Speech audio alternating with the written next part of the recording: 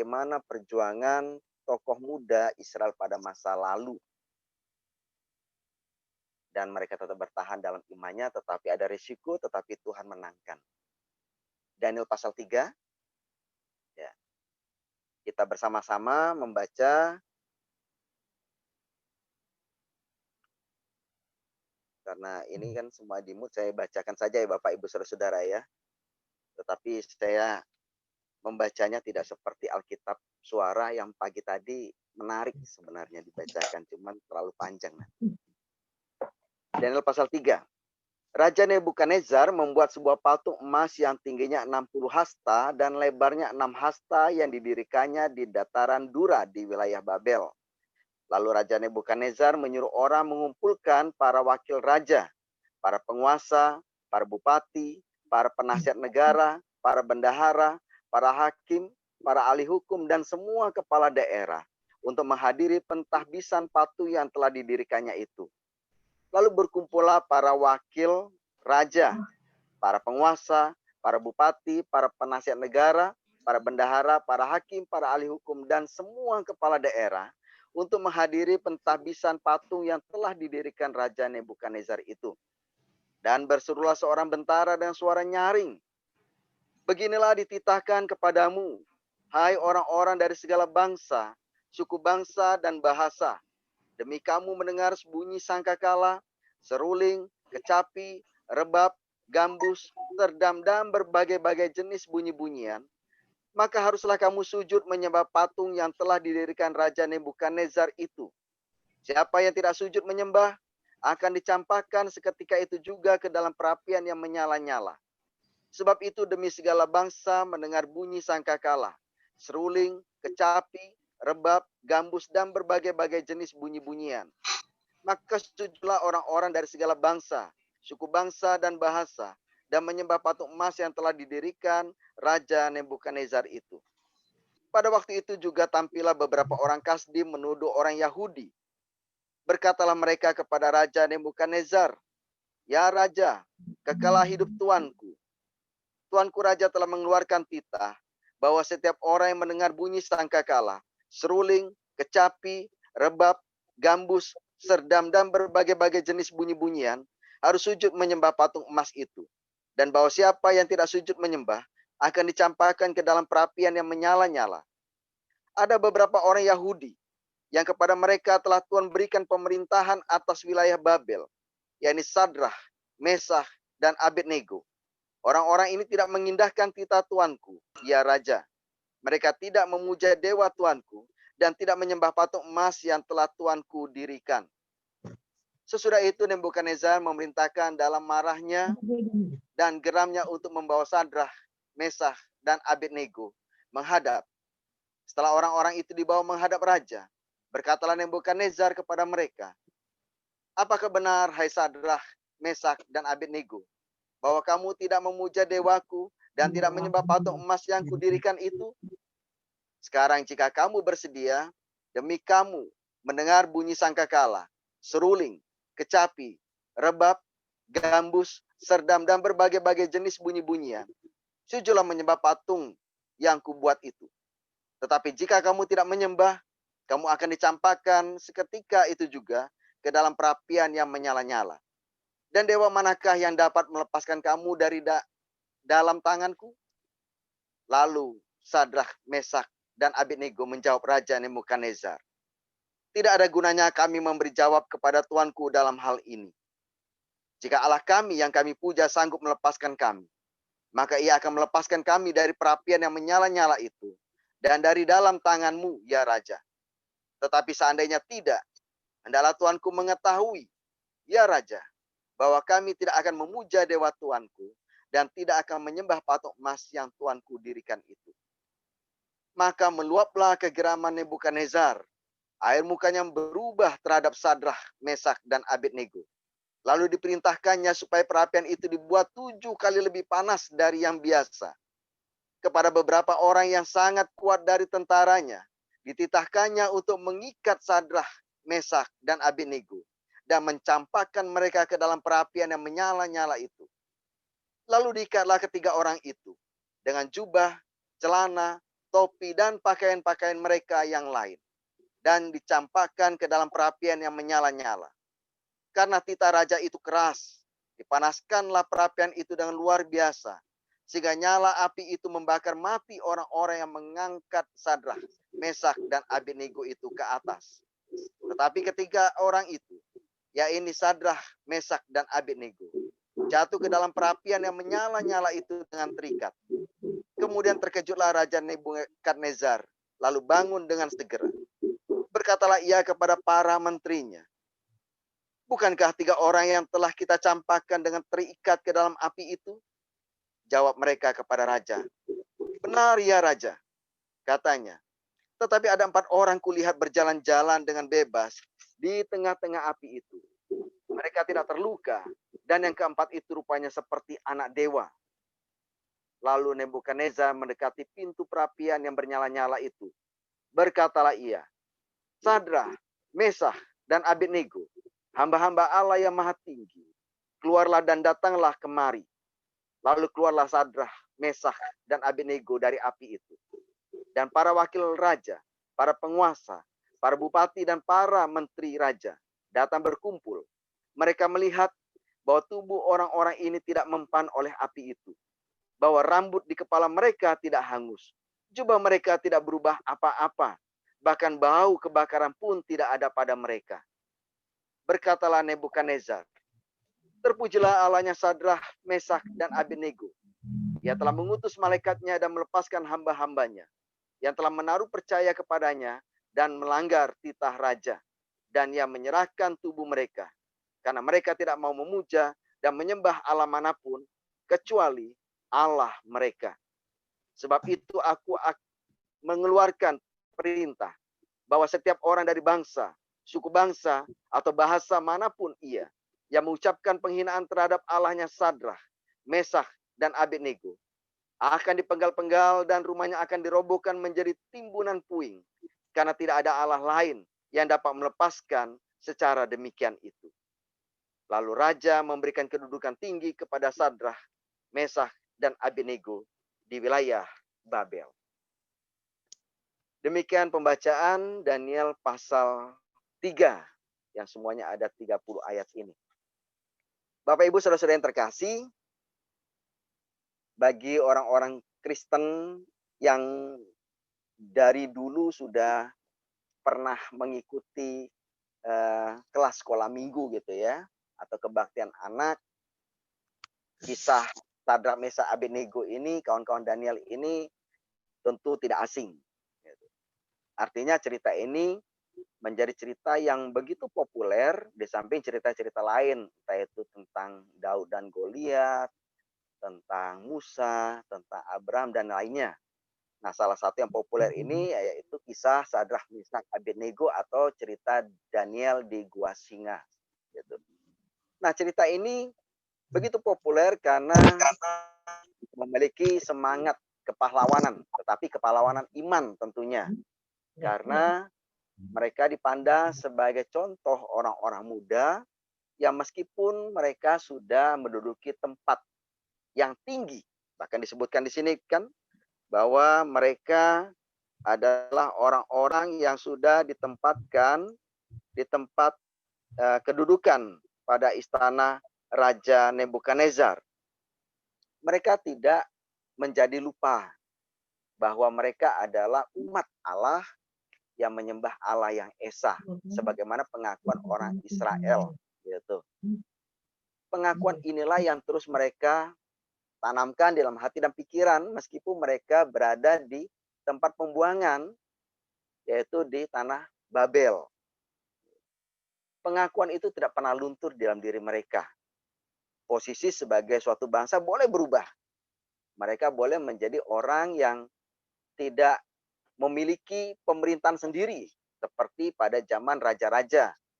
Mereka boleh berubah, yang tadinya memiliki kebebasan dalam beribadah, tetapi mereka harus berhadapan dengan bangsa lain yang mempunyai ibadah yang berbeda. Perubahan terjadi juga bahwa mereka bukan anak-anak muda yang bekerja di istana raja mereka Israel, karena sudah tidak ada lagi kerajaan Israel, sudah dihancurkan oleh Nebukadnezar. Tetapi status mereka sebagai orang yang bekerja dalam tahta pemerintahan Raja Nebukadnezar, Raja Babel. Itulah yang berubah pada diri mereka. Kedudukan, posisi, status, bahkan dalam kesempatan untuk beribadah. Tetapi yang tak berubah adalah iman percaya mereka. Tak berubah adalah bahwa mereka tetap setia kepada Tuhan, Allah yang Esa. Yang tidak berubah adalah bahwa mereka tetap kompak sebagai satu kesatuan orang muda yang sama-sama memiliki keimanan yang utuh. Mereka tidak terpencar dengan itu semua. Nah, Bapak Ibu Saudara-saudara, hal seperti ini tentu saja menjadi contoh, menjadi teladan bagi kita semua dalam kehidupan masa kini. Tentu saja tidak mudah dengan konteks yang berbeda, dengan permasalahan ataupun konflik yang tentu saja jauh berbeda pada masa lalu dengan masa sekarang. Tetapi seberbeda apapun, seberbeda konflik yang bagaimanapun, ada sesuatu yang sama, yaitu bahwa tidak mudah ketika kita mengimani berbeda dengan yang lain, maka ada selalu saja hambatan. Itu yang sama, hambatannya yang barangkali rupa-rupanya berbeda. Entah cara pemalangan pintu rumah ibadah, atau tidak boleh bernyanyi keras, bahkan seperti peristiwa di mana itu, pada waktu hari Sabtu kita biasa melayani di Panti Werda Yayasan Usaha Mulia YUM gitu ya. Itu kita pernah diminta untuk tidak usah bernyanyi dengan alat musik, juga tidak usah keras, bahkan tepuk tangan pun tidak boleh. Bayangkan bernyanyi sudah tanpa musik, oke deh, tidak usah tanpa musik. Tapi nyanyi gembira tidak tepuk tangan, sementara opa oma di sana ya tentu semangat kalau dengan tepuk tangan. Ini juga nggak boleh.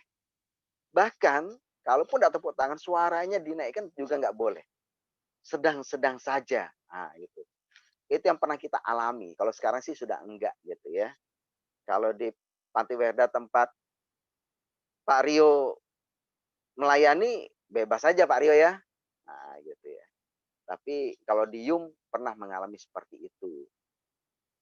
Nah, itu salah satu contoh dari apa yang disebut tantangan dalam kehidupan orang Kristen pada masa kini. Dan banyak contoh-contoh lain dalam pekerjaan kita yang barangkali kita terhambat, karir, jabatan, bahkan kesempatan untuk lebih maju ataupun mendapat peluang yang lebih besar lagi. Atau bahkan kita difitnah, kita tidak melakukan apa-apa yang buruk atau yang jahat atau melanggar perintah Tuhan, tetapi kita difitnah melakukan itu semua dan akhirnya kita dihukum.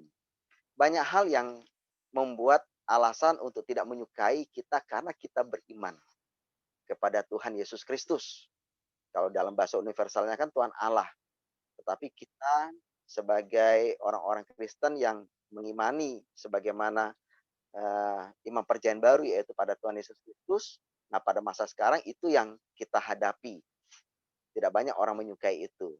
Berbeda kalau kita berada di Tarutung ya, berbeda kalau kita berada di Minahasa gitu, atau di mana misalnya Manokwari atau di Kupang. Nah, atau bahkan di tempatnya Pak Doha ya di Palangkaraya. Bebas saja kita ya. Banyak sekali mungkin orang-orang yang yang sama imannya dengan kita, bahkan kita diberikan kesempatan begitu banyak untuk melakukan pekerjaan atau mendapatkan peluang di sana karena imannya sebagai orang yang mayoritas. Tetapi pada posisi sebaliknya, peluang itu bisa jadi kecil sekali, kecuali kita bekerja dalam suatu instansi atau lembaga yang memang dimiliki oleh gereja atau lembaga Kristiani gitu. Nah, anak-anak kita pun mengalami demikian. Di sekolah negeri, di mana katakanlah guru agama Kristen sendiri pun tidak ada, tetapi syukur seperti di GKI Pamulang gereja kita menyediakan guru agama Kristen, bisa. Tetapi bagaimana dengan yang lain? Kalaupun kita mendapatkan nilai dari gereja, lalu diberikan ke sekolah, lalu sekolah bisa ubah gitu. Mungkin yang harusnya dapat 9 jadi 8 atau 8,5. Nah, itu kan sudah merugikan gitu kan. Tetap saja ada yang dikurangi. Meskipun di sana sini ada juga yang fair, yang baik, yang begitu moderat dan sangat toleran. Tetapi beberapa di antaranya ada yang tidak demikian. Bahkan begitu dimusuhi dan dengan munculnya paham yang begitu radikalis, itu juga menjadi tantangan bagi anak-anak muda kita. Lebih-lebih mereka yang masih siswa. Nah, ini kan sesuatu yang berat pada zaman sekarang. Dan banyak contoh-contoh lainnya. Tetapi lihatlah bagaimana dengan contoh masa lalu yang ribuan tahun sudah lewat, Sadrak Mesak Abednego berani. Jadi hal yang pertama dapat kita pelajari adalah berani pada iman yang dikemukakan. Jadi iman itu harus diungkapkan dengan berani. Jika ditanya apakah kamu Kristen? Ya, saya Kristen. Nah, Sadrak Mesak Abednego itu seperti itu juga kan. Kamu kalau mendengar seruling, kecapi, rebab dan sebagainya, itu kamu harus menyembah gitu. Tetapi bukan kepada Allahmu, tetapi kepada patung yang kubuat, itu kepada Nebukadnezar. Tetapi mereka dengan lantang berkata, tidak Tuhan, tidak Tuhan.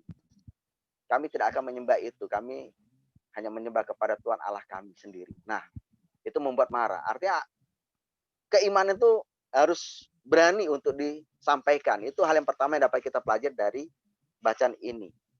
Yang kedua, ternyata model-model ibadah dalam kehidupan masa lalu yang juga masih diteruskan pada zaman sekarang, itu tetap dipertahankan meskipun itu dilakukan oleh agama-agama yang tidak mengenal kepada Tuhan.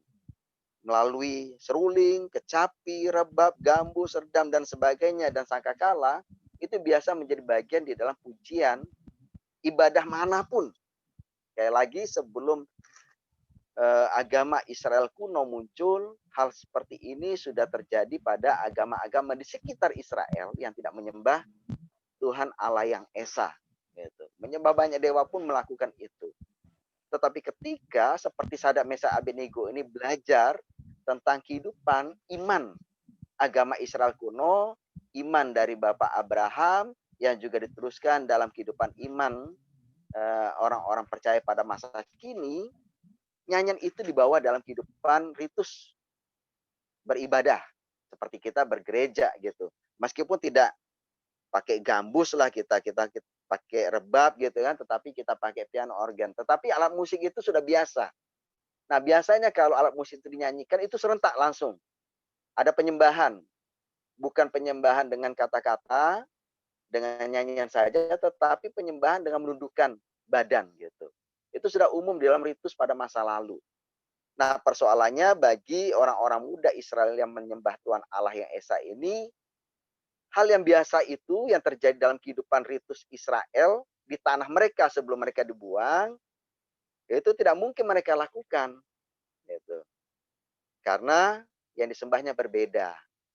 Nah, artinya apa? Hal yang kedua yang dapat kita pelajari, hal kedua yang dapat kita pelajari adalah tidak semua suara nyanyian-nyanyian tadi itu membawa peribadahan kepada penyembahan dalam iman kita sebagai orang percaya kepada Tuhan Allah. Tidak semua.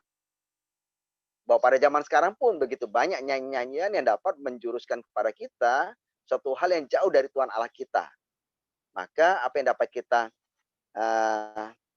ambil pesannya di sini adalah bahwa ya untuk menolong anak-anak muda kita, ya kita ajar kepada mereka. Mereka harus perhatikan apa isi dari pujian itu. Mereka harus lihat betul setiap syair, dalam setiap stanza yang ada, dalam sebuah bait nyanyian, itu mau mengajak pada penyembahan kepada siapa. Nah, kita harus ajarkan itu kepada orang-orang muda kita, kepada generasi kita, kepada anak-anak kita. Kita memang sudah melewati bulan keluarga, tetapi bicara soal keluarga itu kan sepanjang kehidupan kita. Nah, pada bulan November ini, kita juga kembali mengingat bahwa keluarga kita perlu dijaga dalam kehidupan imannya.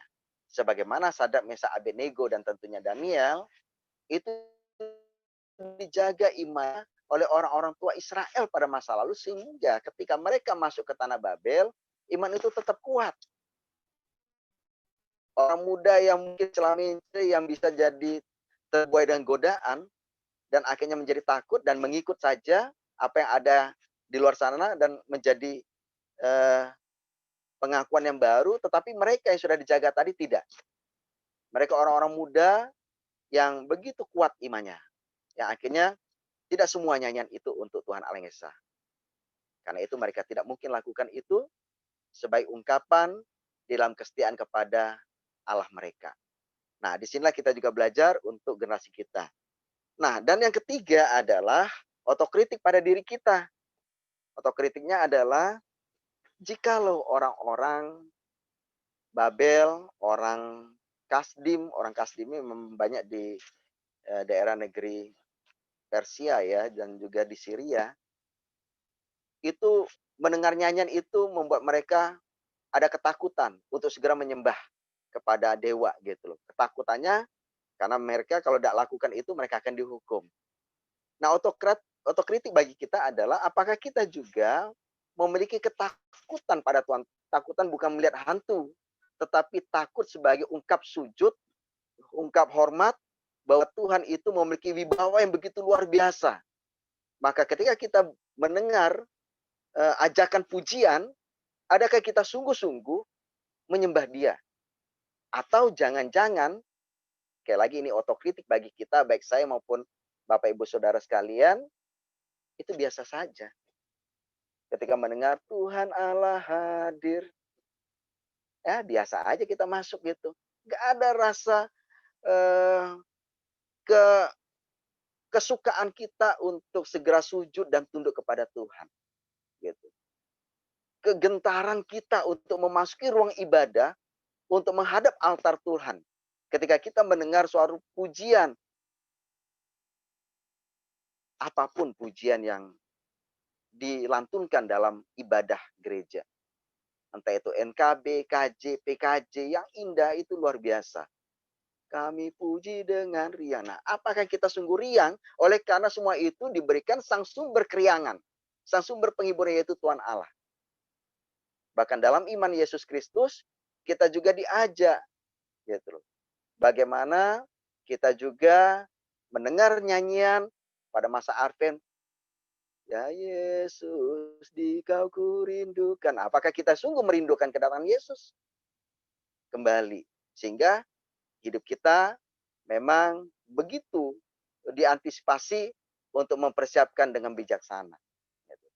Nah, jangan-jangan kita tidak lebih memiliki rasa takut seperti orang Kasdim. Seperti kebanyakan orang di Babel ketika mendengar seruling, kecapi, gambus, rebab, dan sebagainya, maka mereka segera sujud kepada patung, dewa patung tadi. Jangan-jangan juga kita tidak lebih segan dan gentar berhadapan dengan Tuhan ketika ada dentingan musik yang sudah merdu, tetapi kita anggap itu hanyalah sebagai pemulas ibadah saja. Nah, kalau itu terjadi, jauh sekali kita mau belajar dari Sadrak, Mesak, Abednego.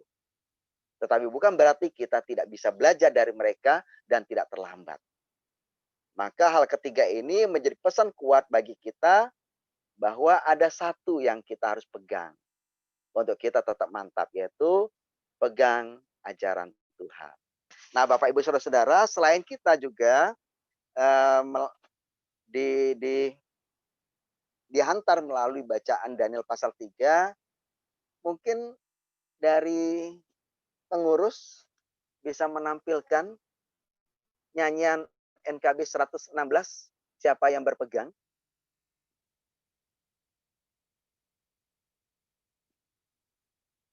Karena nyanyian ini begitu kuat pesannya, karena juga diciptakan itu dalam suasana yang ya luar biasa. Perjalanannya hebat gitu ya. Nah ini Kita lihat teksnya, siapa yang berpegang.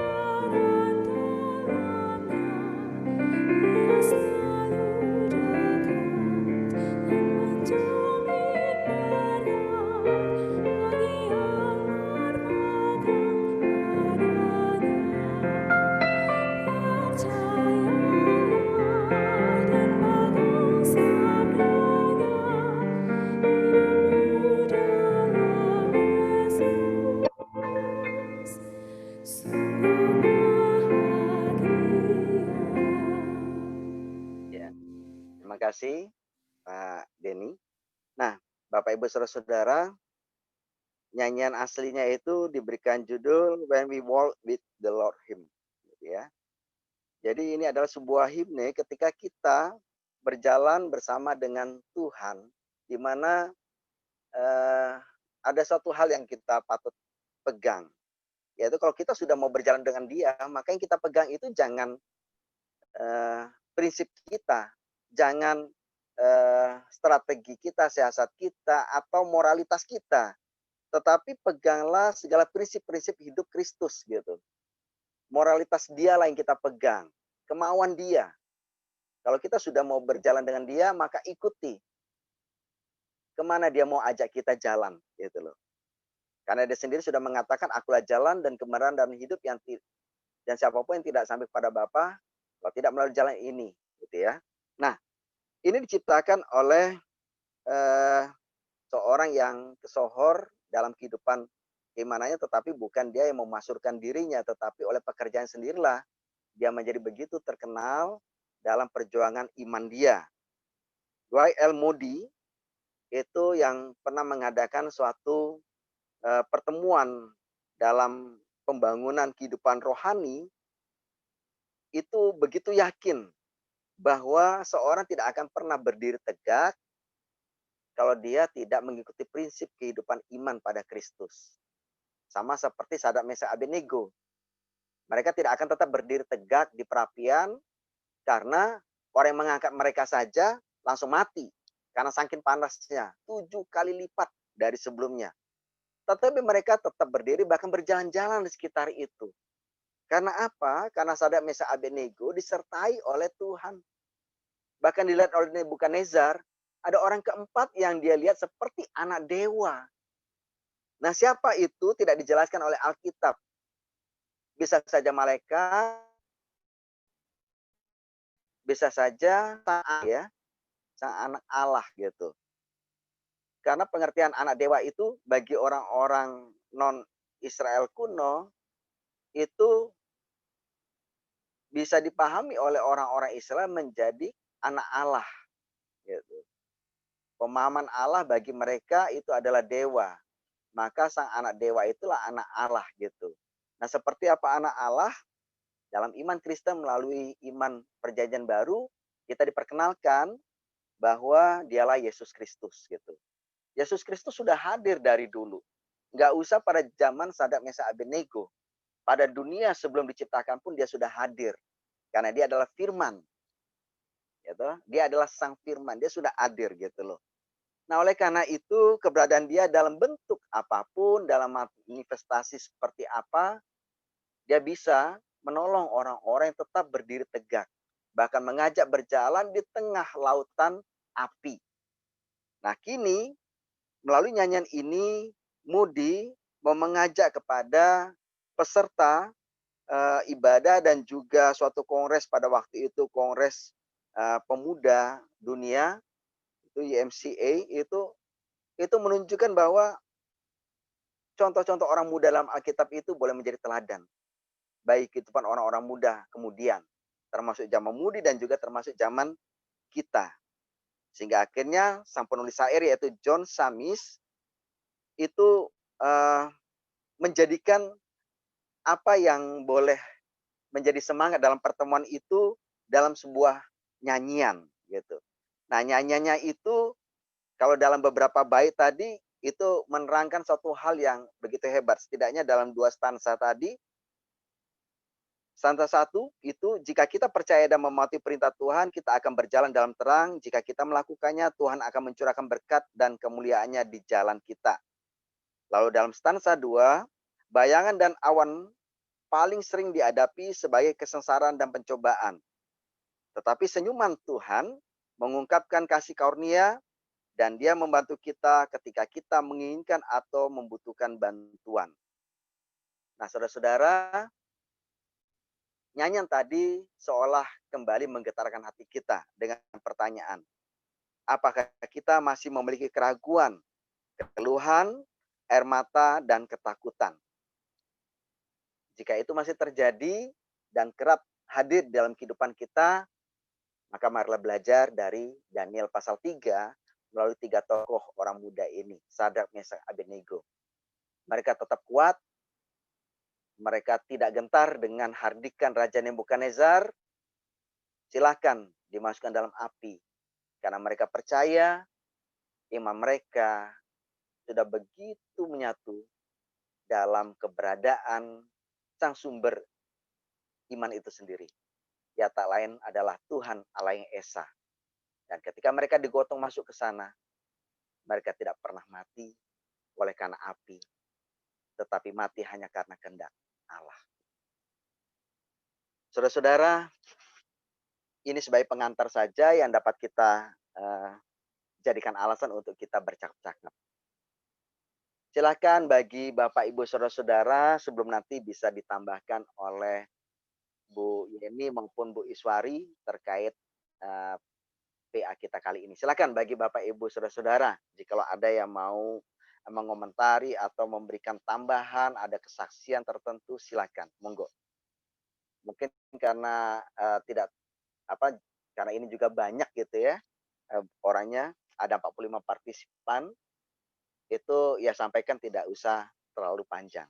Gitu. Mungkin poinnya saja apa yang mau disampaikan menjadi penguatan bagi kita bersama di ruang ini. Pak Pendeta Rahmat. Ya, silakan. Ini Pak Duha. Pak Duha ya, Pak Duha ya. Mari Pak. Terima kasih Pak. Ya. Memang kalau kita baca dari Daniel pasal 3 ini ayat 1 sampai 30 itu betapa hebatnya 3 orang ini ya Pak. Iya, Pak. Kalau kita lihat, kalau kita aplikasikan ke dalam kehidupan kita hari lepas hari, kadang-kadang untuk seperti ketiga orang ini kita sangat sangat takut gitu Pak. Nah, sangat takut. Tapi saya yakin dan percaya bahwa kita sebagai orang Kristen mungkin harus bersikap. Saya pernah begini Pak, mungkin saya pernah cerita dengan Pak Pendeta Rahmat juga. Ya. Dulu saya dengan teman saya ya berlainan lah gitu. Dia bertanya kepada saya, kenapa Allah kalian itu bisa seperti ini katanya. Ya ada foto lah gitu. Karena ketidaktahuan saya dalam teologi ya, tapi saya jawab dengan nalar saya aja Pak. Ya, karena Tuhan kami adalah Tuhan yang mempunyai identitas. Artinya apa? Sama seperti kita manusia, saya bilang. Bagaimana kita mengenal Tuhan kalau kita tidak mempunyai identitas? Artinya, saya bilang, kalau orang itu tidak mempunyai identitas, berarti itu ya dibilang bagaimana lah. Nah, menurut hemat saya Pak, dalam bacaan ini ada dua yang saya lihat dari ketiga orang ini, dia berani melawan Raja Nebukadnezar ini kan, untuk menyembah patung yang dia buat. Tapi ketiga orang ini sangat luar biasa, Pak. Saya lihat ada dua di sini. Yang pertama itu pengenalan mereka akan Tuhan. Yang kedua, mereka mempunyai komitmen kepada Allah yang benar. Mungkin itu saja Pak dari saya. Ya, terima kasih Pak Doha. Iya Pak, pernah kita ngobrol Pak di mana, di Selasar Samping Pak ya? Iya. Sambil ngopi kita ngobrol di sana. Iya gitu. Benar. Kalau tidak salah pada masa-masa mau pilpres itu. Iya betul. Ya, itu juga menjadi salah satu yang barangkali kita pernah alami masing-masing gitu, entah di pekerjaan, di kantor atau di ruang pergaulan kita, entah dimanapun kita berada gitu. Bahkan seperti anak saya yang sekolah di negeri itu pernah ditanya juga oleh temannya gitu kan. Nah, oleh temannya gitu kan, gitu. Kok Tuhan kamu yang kamu sembah itu jadi manusia sih? Nah, gitu ya. Ya seperti juga dalam pergumulan di kelas-kelas katekisasi. Kok Tuhan yang kamu sembah itu jadi manusia kok sama dengan kita gitu, kok malah disembah gitu kan. Nah itu ya, namanya ini anak belum juga ikut katekisasi, tetapi memang dalam percakapan di sekolah minggu maupun dengan kita di rumah itu kan nalarnya belum main gitu ya, untuk dapat kita pahami bahwa Tuhan yang kita sembah itu menjadi manusia gitu. Tetapi soal iman ini kan bukan lebih utama pada soal nalar. Karena kalau kita mau percaya, berimanlah gitu kepada dia. Nanti kita menjadi mengerti. Bukan mengerti dulu, baru kita menjadi percaya. Nggak akan pernah kita bisa percaya kalau kita mau mengerti gitu loh. Mengertinya itu dari Roh Kudus. Maka berimanlah dulu. Gitu. Maka dialah yang memberikan pengertian. Roh Kudus itu sendiri kan disampaikan oleh Tuhan Yesus, dia adalah roh penghibur, roh penolong gitu loh. Menghibur, menolong untuk apa? Untuk memberitahukan kepada kita siapa Yesus dan apa yang diajarkan oleh Yesus gitu kan. Jadi bukan kita berusaha mengerti sendiri, baru kita menjadi percaya. Nah, pada titik itu, ya sebagai anak-anak, entah anak saya atau anak yang lain juga, itu yang perlu kita terus tanamkan bahwa ya udah, pokoknya saya percaya aja deh. Nah, gitu kan. Itu aja gitu. Pokoknya saya percaya saja gitu loh. Sadrak, Mesak, Abednego juga adalah orang-orang yang dimulai dengan keimanan demikian. Belum ada sumber tulisan gitu kan yang dapat menjadi kitab suci pada zaman itu. Meskipun Daud sebagai raja boleh mencatatkan nyanyiannya. Tetapi apakah itu menjadi kitab suci juga enggak pada zaman itu. Bahkan kitab suci yang namanya Perjanjian Lama yang kita boleh pegang sekarang, yang kita baca secara berurutan, bahkan teratur ini, yang sangat tebal ini, pada zaman itu juga belum. Apa yang menjadi pegangan bacaan bagi Sadrak, Mesak, Abednego, dan Daniel? Tidak, selain pendengaran melalui pinutur, tuturan gitu loh. Penuturan orang-orang tua mereka, penuturan dari imam mereka, penuturan dari kakek nenek opung mereka, mbah mereka. Nah, itulah yang selalu mereka pegang gitu loh. Bahwa setiap tuturan itu adalah benar. Tidak mungkin orang tua menjuruskan anaknya sendiri pada hal yang buruk kan. Makanya si anak itu yakin omongan orang tuanya benar. kok omongan orang tua Israel lainnya kayak gitu? Oh, berarti ini adalah sebuah ajaran umum dalam kehidupan masyarakat Israel kuno gitu. Nah, akhirnya terbentuklah agama Israel kuno yang dipegang sampai mereka berada di tanah pembuangan. Nah, dari situlah mereka perlu membuat beberapa tulisan yang ditulis oleh para rabi, guru-guru agama gitu loh. Dan tulisan itulah yang akhirnya dibawa oleh orang Israel, setiap perkamen dibawa orang Israel ketika mereka kembali ke tanah Israel, ke tanah Kanaan, tanah perjanjian pada zaman Raja Koresi, Raja Persia. Dan melalui kepemimpinan Nehemia dan Ezra. Lalu perkamen tadi dibacakan terus dan lama-lama terus disalin dan akhirnya dibukukan dan menjadi kitab bagi mereka. Inilah kitab mereka. Tetapi tulisan itu benar adanya karena seperti itulah yang mereka dengar selama ini sebelum mereka dibuang ke tanah Babel. Nah, Bapak Ibu Saudara-saudara, begitu beratnya mereka beriman kan sebenarnya itu. Pegangan apa? Belum ada. Tetapi mereka terus turun-temurun diajarkan kalau menyembah Allah itu demikian. Yang dilakukan kepada Allah itu demikian. Gitu. Sehingga dari apa yang ditanyakan oleh kawannya Pak Doha itu juga, yang nggak akan pernah dia dapat mengerti karena dia nggak percaya. Gitu. Nah, Pak Doha dan kita semua adalah orang-orang percaya, maka kita diberikan pengertian. Nah, inilah yang harus dijalani dalam kehidupan orang beriman. Karena memang Tuhan itu dapat kita pahami, dapat kita mengerti kalau kita memang percaya. Contoh ketika Tuhan Yesus sendiri katakan kepada para muridnya, akulah jalan dan kebenaran dan hidup. Tidak ada yang sampai kepada Bapa kalau tidak melalui aku. Tetapi orang ragu dengan jalan itu, yang nggak sampai jadinya. Sama kalau kita disuruh polisi, Pak, jalan mau ke mana Maja ini gimana? Oh, enggak tahu, Bapak dari mana? Dari Pamulang. Biasanya naik kereta langsung ke Maja gitu loh. Nah, ini keretanya kan mogok ini. Enggak bisa gitu loh. Jalan. Karena itu kami lewat darat gitu. Naik kendaraan, naik mobil. Jalannya kemana aja, Pak, ini? Gitu. Oh, jalannya sini. Nah, kita kan percaya pada polisi tadi. Akhirnya kita mengerti, oh ya benar, ini jalan yang benar sampai ke Maja. Tapi kalau kita nggak percaya pada polisi tadi, ya sudah. Kita cari jalan lain yang mungkin muter-muter akhirnya. Nah, ini lebih dari polisi. Yaitu Tuhan Yesus gitu kan. Seperti yang juga diimani oleh Pak Doha ketika berhadapan dengan kawannya tadi. Ya, kawannya nggak percaya, ya sudah. Tapi aku percaya kan, Pak Doha percaya. Bapak Ibu yang lain juga percaya. Yesus adalah jalan dan kebenaran. Ya jalani itu. Maka nggak akan tersesat. Dan akhirnya kita mengerti, oh seperti ini cara Tuhan mengasihi kita. Gitu ya Pak. Terima kasih.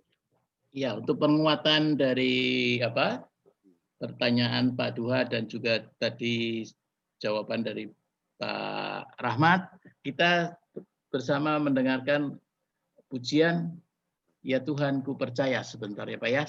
Nanti dilanjutkan dengan sharing berikutnya. Mantap. Atau pertanyaan berikutnya. Mari Pak Daniel.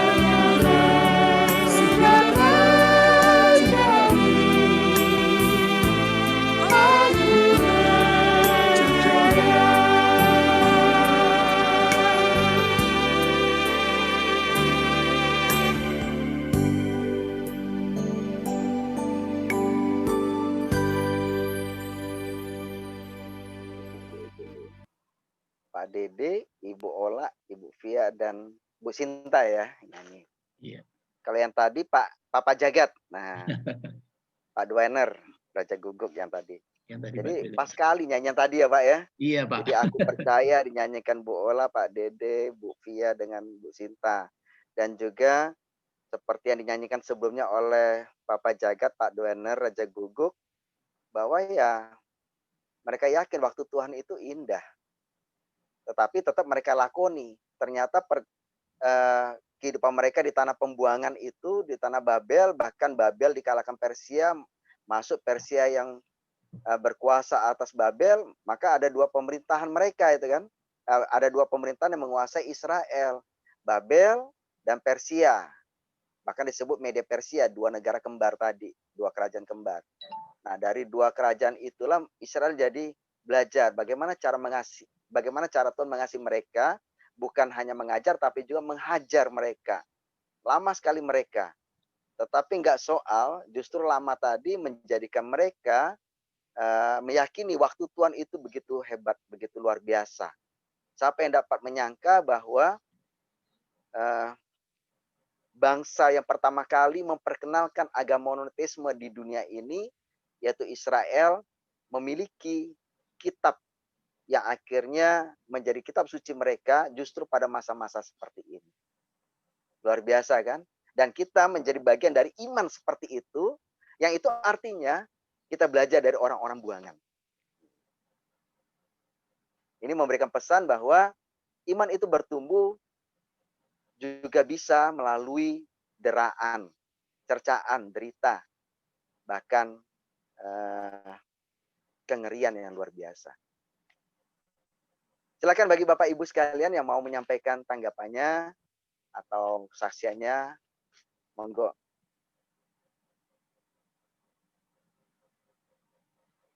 Tadi dari wilayah 4, ini wilayah 1 dan 7 ada?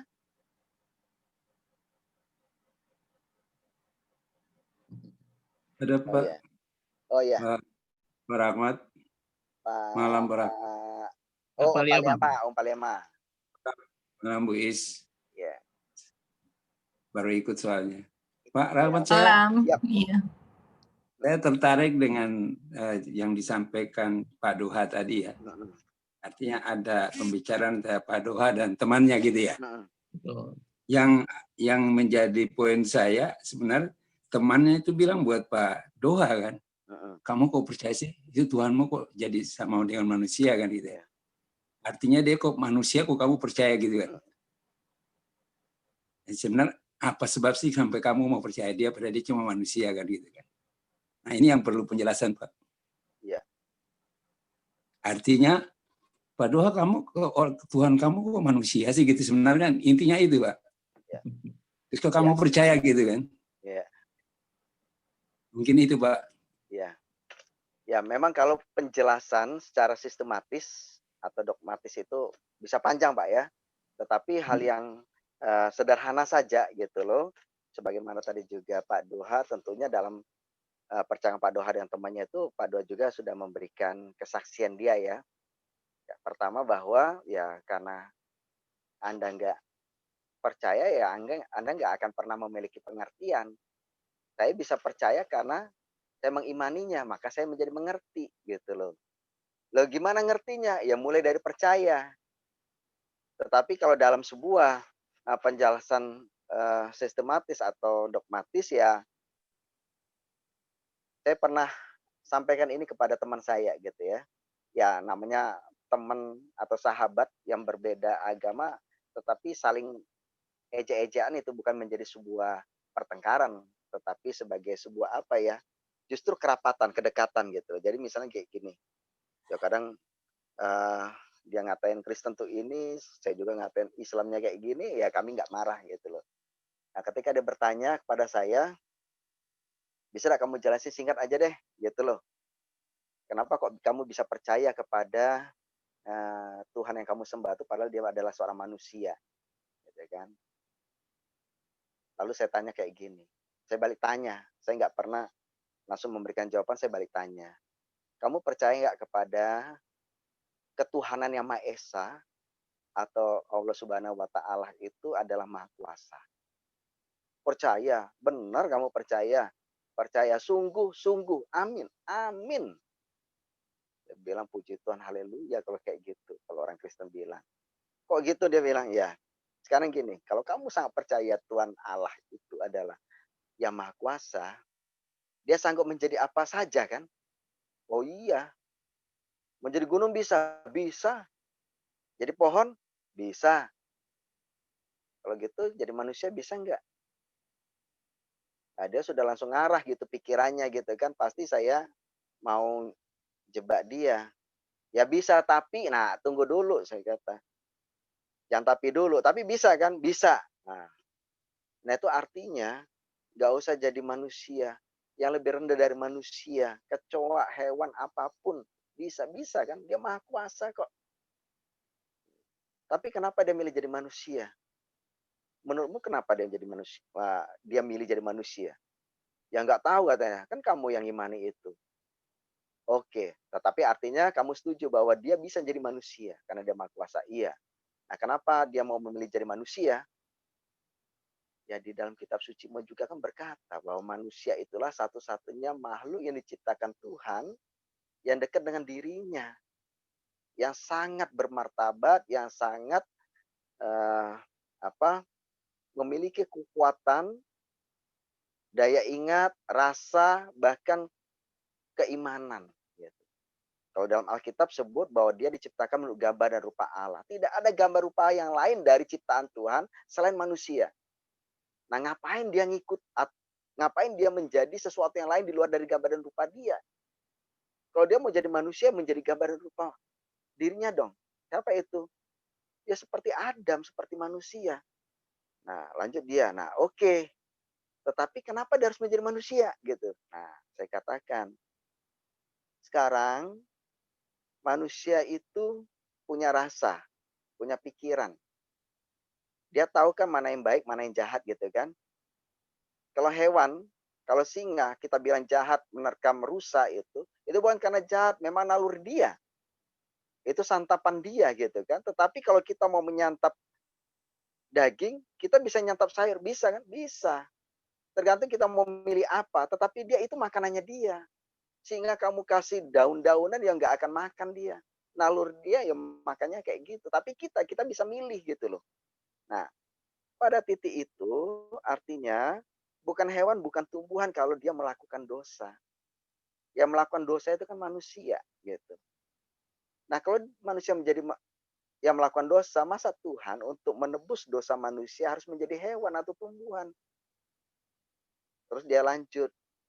Lalu kenapa dia harus menyelamatkan manusia dari dosa? Harus menjadi manusia. Kan bisa aja di sorga sana dia harus menjadi manusia. Oh bisa saya bilang. Apa yang tidak bisa dari Tuhan? Dia tetap berada di sorga dan mengubah manusia menjadi baik, bisa. Tapi persoalannya seperti kamu. Kamu adalah gambar dan rupa dari Allah. Kamu bisa diajar nggak menjadi orang yang benar kalau tidak oleh sesama manusia lainnya? Enggak. Itulah jawabannya, saya katakan. Kita nggak akan pernah dapat diajar oleh sesama manusia. Kita nggak bisa diajar oleh hewan. Kita nggak bisa diajar oleh tumbuhan. Kita nggak bisa diajar oleh gunung, matahari, hujan, lautan, atau apapun yang diciptakan Tuhan lainnya. Meskipun kita bisa tertegun dengan segala sesuatu yang indah di malam hari dengan bintang gemerlapan, kita bisa belajar. Tetapi kita belajar dengan diri kita sendiri. Dengan tertegunnya kita melihat langit yang begitu cerah dan indah. Tetapi belajar secara verbal, dengan pengetahuan, bahkan dan tulisan, itu dengan sesama kita manusia. Dari orang tua kita belajar. Dari kakek, nenek, opung, itu segala macam. Maka kalau manusia berbuat dosa, bagaimana dia menjadi orang yang dapat memahami dosanya sendiri. Bahwa ini nggak benar. Ini jahat di mata Tuhan, maka dia harus perbaiki. Maka Allah perlu menjadi manusia. Kalau udah kayak gitu, hanya klik seperti Thanos. Nah, itu kan nggak bisa. Nah, itu yang bisa saya berikan jawaban secara ringkas saja, Pak Ompal. Gitu. Terima kasih. Itu lebih jelas, Pak. Jadi kalau penyampaian kepada orang yang tidak tahu tentang Kristen, tentang Kristus, adalah jawaban yang bisa kita sampai seperti itu. Dari sikap dan tindakan kita ya, Pak. Termasuk itu di dalam. Ya, Terima kasih, Pak Rahmat. Ya, terima kasih, Ompal. Monggo Bapak Ibu saudara-saudara lainnya. Atau ada mau mempersembahkan puisi di sini?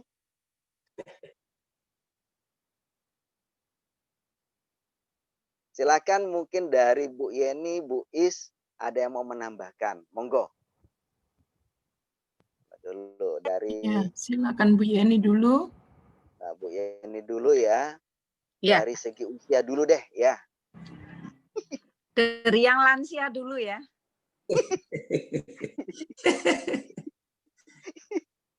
Ya, tadi kembali ke lagu yang diputar tadi, siapa yang berpegang pada jalan Tuhan dan setia mematuhinya. Ini lagu yang menurut saya sangat indah ya dan mudah untuk dinyanyikan dan juga enak didengar. Tetapi tidak sesederhana seperti kita mendengarkan lagunya. Kenapa? Karena situasi dan kondisi yang kita hadapi sekarang ini juga luar biasa pelik dan sulit. Banyak orang, ya, mungkin ya saya sendiri punya teman lah ya yang karena pekerjaan lalu tergiur dengan jabatan sehingga akhirnya ya dia meninggalkan kekristenannya. Anak-anak kita saat ini juga diperhadapkan dengan tantangan yang nggak mudah. Bagaimana misalnya kalau kita tidak, saya kira bagus juga ya kalau memang kita punya sikap gitu ya, mau di negeri tapi sekolah di negeri, menyekolahkan anak-anak di sekolah negeri itu harus betul-betul prepare dengan baik gitu. Tadi Pak Rahmat sudah sedikit menyinggung. Jadi godaan di mana kita tinggal di daerah yang mayoritas non-Kristen. Ini kalau kita nggak punya kesiapan, itu berat sekali gitu. Saya mengalami ketika anak saya yang kedua masuk, memutuskan sendiri sebetulnya bukan maunya papi maminya, tapi maunya dia sendiri sekolah ke sekolah negeri. Sementara dari TK sampai ke SMA sekolahnya di Kristen, penabur.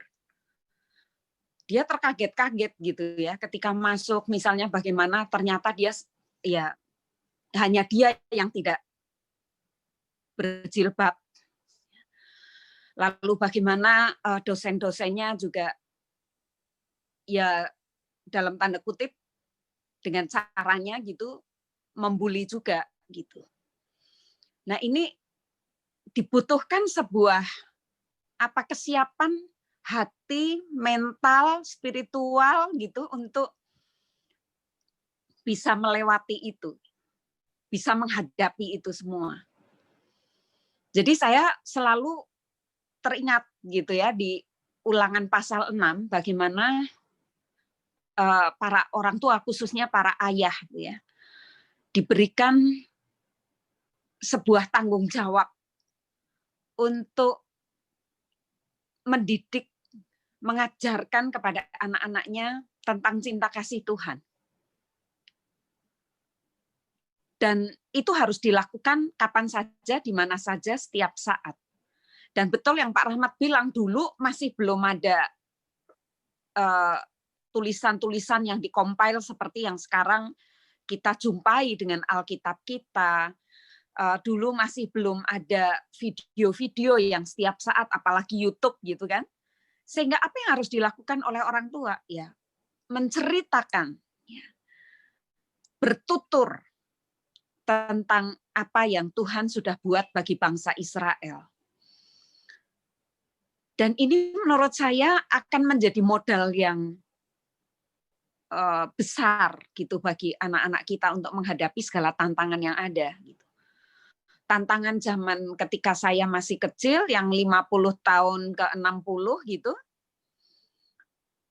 jauh masih lebih, ya kita lihat dulu zaman saya pergaulan dengan teman-teman SD, SMP, SMA masih nggak ada perbedaan-perbedaan, nggak dibeda-bedakan seperti yang sekarang gitu. Nah sekarang itu udah sangat gamblang di depan mata. Kondisi ini saja sudah cukup sulit ya, apalagi ketika anak-anak kita harus masuk ke dunia pekerjaan. Nah kalau kita sebagai orang tua, entah sebagai opa oma, sebagai papa mama, nggak betul-betul menanamkan pemahaman mengenai kasih Tuhan, lagu yang tadi kita nyanyikan menjadi semakin sulit untuk kita nyatakan, cuma bisa kita nyanyikan saja gitu. Begitu kita terbentur, ya kita mudah untuk jatuh gitu. Nah, saya kira lagu tadi mengingatkan kepada kita para orang tua, para opa oma gitu untuk ayo gimana caranya kita berpikir keras, berjuang keras gitu untuk menanamkan nilai-nilai Kristiani, meneguhkan, menguatkan anak-anak kita di dalam iman percayanya. Dan sekarang yang dihadapi oleh anak-anak kita bukan cuma soal agama lain gitu, tapi juga teknologi, ya, dengan berbagai sajian yang kita sendiri tidak bisa 24 jam ngontrol. Nah ini saya kira menjadi tantangan tersendiri bagi para orang tua ya. Dari saya itu saja Pak Rahmat. Terima kasih Bu Yeni, di mana Bu Yeni sudah mengingatkan bukan hanya soal agama lain atau iman berbeda ya, tetapi juga dan tantangan-tantangan teknologi, sesuatu yang begitu berubah dalam perkembangan zaman ini bisa menjadi tantangan bagi generasi kemudian. Terima kasih Bu Yeni. Dari Bu Is, silakan. Ya, selamat malam Bapak Ibu. Ya. Malam. Lagu ini ada dua kata lagu yang sebetulnya pertama kali menjadi basic dari lagu ini ya, yaitu kata trust and obey ya. Jadi percaya dan mematuhi. Ya, lalu kemudian ditranslate Indonesia menjadi siapa yang berpegang. Percaya dan mematuhinya. Ya. Lalu kemudian kita siapa yang berpegang pada sabda Tuhan dan seterusnya tadi syair yang sudah dibacakan Pak Rahmat. Nah, menarik sekali karena memang Daniel 3 ini ya menginspirasi sebuah karya yang indah tentang trust dan obey ini ya, tentang percaya dan mematuhinya.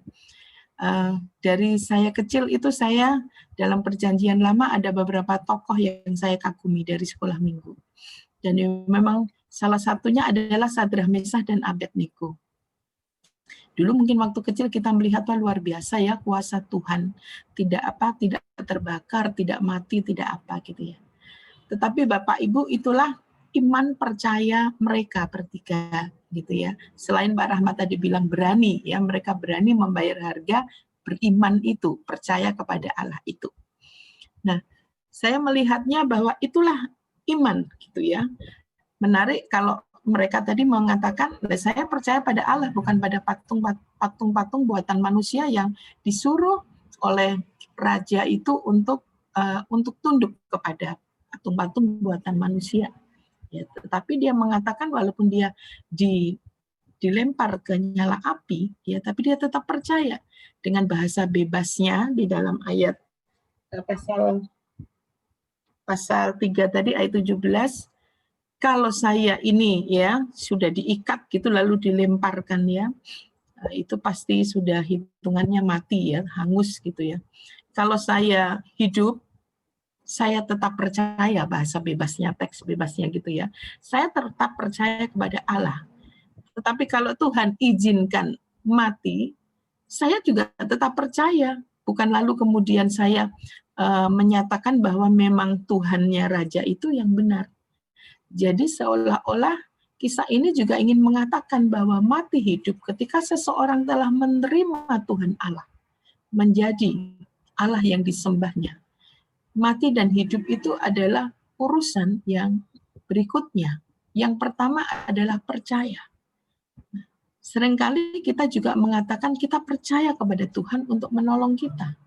Kita percaya kepada Tuhan, itu mungkin kepercayaan yang hanya sampai di dalam pikiran kita. Maka tadi Pak Rahmat mengatakan bahwa untuk mengerti itu Roh Kudus yang akan menerjemahkan dalam setiap fase kehidupan kita. Apa maksud Tuhan? Percaya itu bagaimana? Ya. Tetapi yang sangat menarik dari Daniel ini adalah bahwa dia ingin mengatakan beriman itu berarti juga berani mempercayakan hidup kepada Tuhan. Trust. Iman itu bukan hanya to believe, percaya, tetapi iman itu adalah to trust, mempercayakan diri, mempercayakan hidup kepada Tuhan. Sehingga dengan penuh keberanian pemuda-pemuda ini mau belajar untuk to trust, untuk mempercayakan diri kepada Allah. Dan itu harganya luar biasa Bapak Ibu, nyawa. Dan itulah yang amat sangat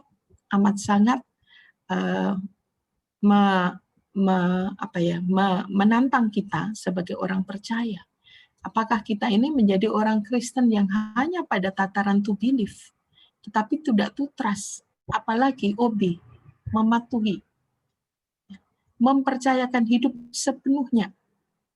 Ya, Bapak Andar Ismail itu menyatakan dengan contoh, dan contoh ini sering dikutbahkan banyak sekali pendeta, dan contoh ini sudah sering kali kita dengar.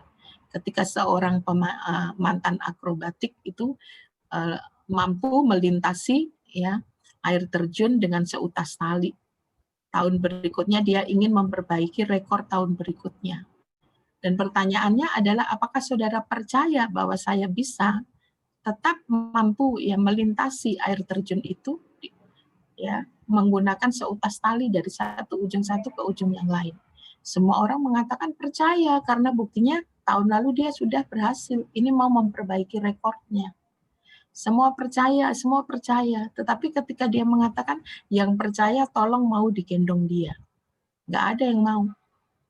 Karena mereka takut bagaimana kalau jatuh, itu mati. Nah, seringkali kita tidak seperti Sadrah, Mesakh, Abednego. Kita mengatakan percaya kepada Tuhan. Ya, kita to believe, tetapi not to trust. Tidak mempercayakan diri sepenuhnya kepada Tuhan. Sadrah, Mesakh, Abednego menemukan kuasa keajaiban Tuhan ya, ketika dia to trust in God. Ya, trust in God, dia mempercayakan hidup kepada Tuhan. Inilah hal yang sangat mendalam karena dia juga obey, ya. Dia mematuhi apa yang Tuhan nyatakan. Nah, ini yang diminta bahwa trust and obey, percaya, mempercayakan hidup dan mematuhinya.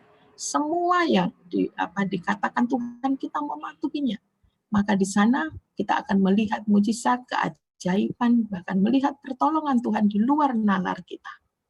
Ya, itu juga yang dikatakan Ayub, ya. Kalaupun dia sudah ditinggal semua, ya, hilang semuanya, tetapi dia tetap trust, tetap percaya. Itulah iman. Iman itu membutuhkan to trust, percaya sepenuhnya. Bapak Ibu, untuk saat-saat sekarang, seperti kata Bu Pendeta Trieni, seperti kata Pendeta Rahmat, bahwa lingkungan anak muda mungkin semudah Sadrah, Mesakh, Abednego dengan konteks zaman sekarang itu bermacam-macam pergaulan untuk dia tetap to trust in God, gitu ya.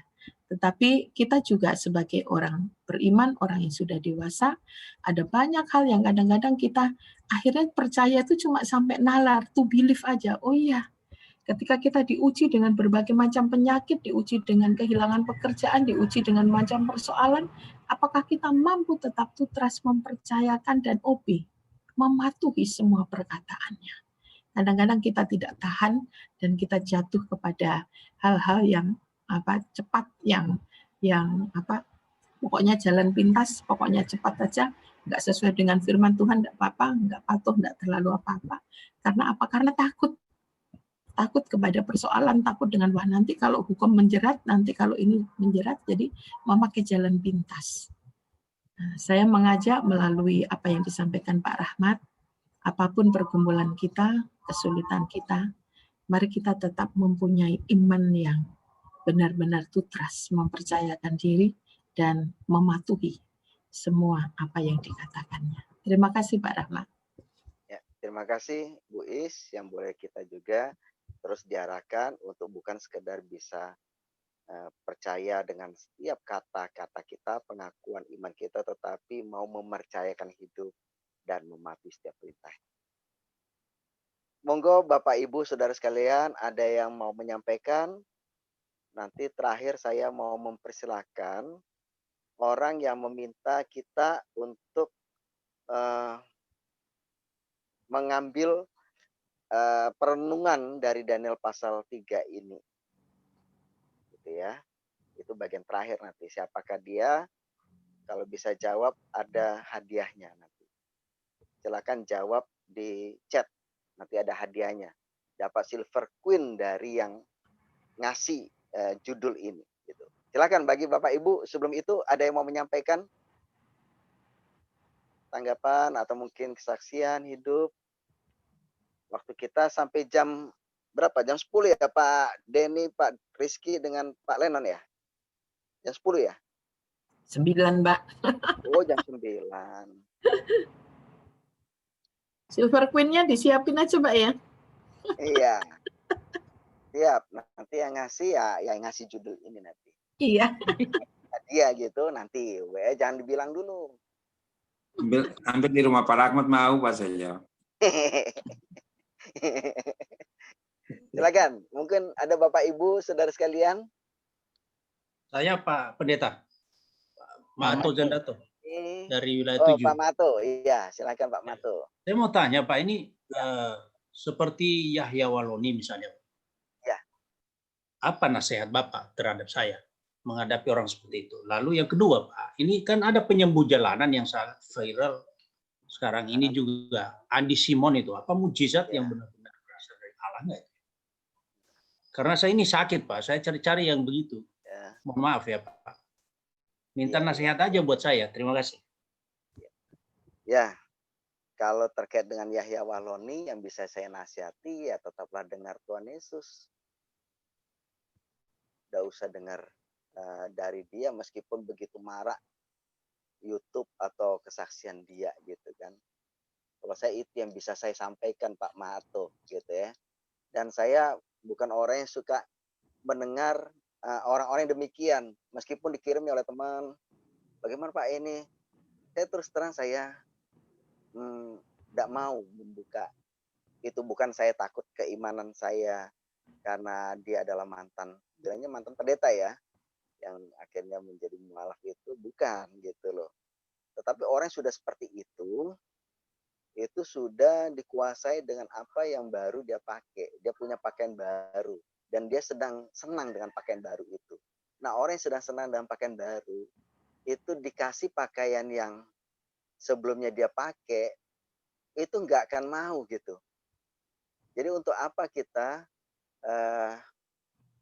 kita mau berdebat dengan dia atau itu, tapi yang bisa saya lakukan adalah ketika ada jemaat itu ya, saya katakan ya tetap dengar, percaya pada Tuhan Yesus, yakinkan imanmu itu. Dia mengatakan bahwa dia mendapatkan wahyu, itu sekarang kamu lihat bagaimana Paulus menerima Kristus. Umumnya mereka mengalami itu adalah orang-orang yang dimulai dengan segala derita, dengan segala tantangan. Orang Kristen itu lambangnya adalah salib, bukan pedang. Yesus pernah berkata, orang yang hidup dengan pedang akan mati juga dengan pedang. Artinya kekerasan dilawan dengan kekerasan selalu. Dan Yesus tidak pernah mengajarkan itu. Dia selalu mengajarkan kejahatan dilawan dengan kebaikan, dengan kelemah lembutan gitu. Karena itu lambang kita bersyukur. Lambang kita itu salib yang menunjukkan bahwa ada derita Tuhan yang justru menghidupkan kita. Nah, sementara umumnya orang-orang yang berpindah pakaian yang baru tadi seperti Yahya Waloni itu menginginkan sesuatu yang lebih keras, yang mereka bilang itu lebih tough, punya power gitu. Tidak suka dengan sesuatu yang terus digencet, diderita. Tetapi iman kita bertumbuh justru seperti itu. Bahkan lihatlah bagaimana masyarakat Kristen yang begitu saleh dan taat seperti yang tadi dibilang dan nyanyian Trust NOB tadi, itu masih hadir di Eropa di tengah satu maraknya radikalisme di sana, dan yang kedua sekularisme di sana. Radikalisme dan sekularisme saling bercium-ciuman ibaratnya, saling berpelukan, yang menggerogoti iman Kristen-Kristen yang terus mau taat gitu. Dan apa yang terjadi, beberapa orang-orang muda Kristen di sana tetap bertumbuh dan kuat. Saya ingat pada waktu saya kembali kuliah waktu di Jogja, 5 tahun lalu, saya mulai itu, dosen itu pernah cerita bahwa pada tahun berapa ya, awal tahun 2000-an kayaknya, itu beberapa orang muda Kristen di Eropa itu melakukan peace tour. Dari mana? Peace tour-nya dimulai dari Roma. Dari Roma itu tujuan akhir mereka sampai ke Yerusalem. Rute mana yang mereka ambil bukan rute jalan perdagangan, tapi rute yang nggak biasa, malah yaitu rute dari tentara salib, di mana mereka dikobarkan oleh Paus Urbinus pada waktu itu. Mereka ngikutin rute perjalanan tentara salib sampai ke Yerusalem. Apa yang terjadi? Di tengah-tengah perjalanan mereka berjumpa dari kampung ke kampung yang kebanyakan dari dulu sampai sekarang masih ada, kampung-kampung kuno gitu.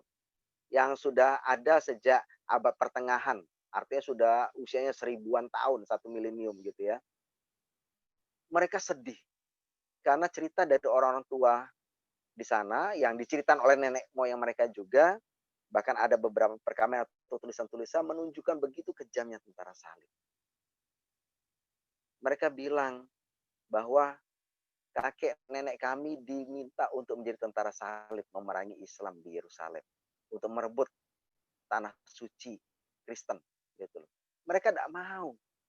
Bahkan di daerah Romania di Eropa Timur itu jelas satu desa yang hidup toleransinya luar biasa baik. Tidak mungkin kami membunuh saudara kami sendiri. Kami nggak masalah soal agama. Ya, Islam menjalani kehidupan Islamnya, Kristen menjalani kehidupan Kristen. Bahkan kami begitu baik, tidak ada menjelekkan. Bahkan ketika mereka berpindah agama tidak ada menjelekkan, tidak seperti Yahya Waloni, gitu ya. Nah, maka itulah yang tumbuh dalam kehidupan mereka. Dan desa itu salah satu desa yang imannya sangat kuat di tengah sekularisme yang ada di Eropa Timur, gitu loh. Nah, ketika mereka sampai di Yerusalem, mereka bertekuk lutut, sujud di gereja Golgota, Kalvari. Ya diyakini oleh gereja Katolik itu di mana Yesus disalibkan di sana gitu loh. Mereka nangis bersama. Begitu besarnya dosa kakek nenek moyang mereka sebagai tentara salib. Bahwa itu tak diperkenan oleh Yesus. Gak boleh orang Kristen kayak gitu. Orang Kristen itu mengabarkan cinta kasih. Gitu. Bahkan ketika mereka berpindah agama tidak pernah juga mereka menjelekkan kekristenan. Gitu. Meskipun mereka punya pakaian baru ya, mereka tidak menjelekkan apa. Karena pakaian yang masih dipakai pakaian lama itu adalah saudara mereka juga.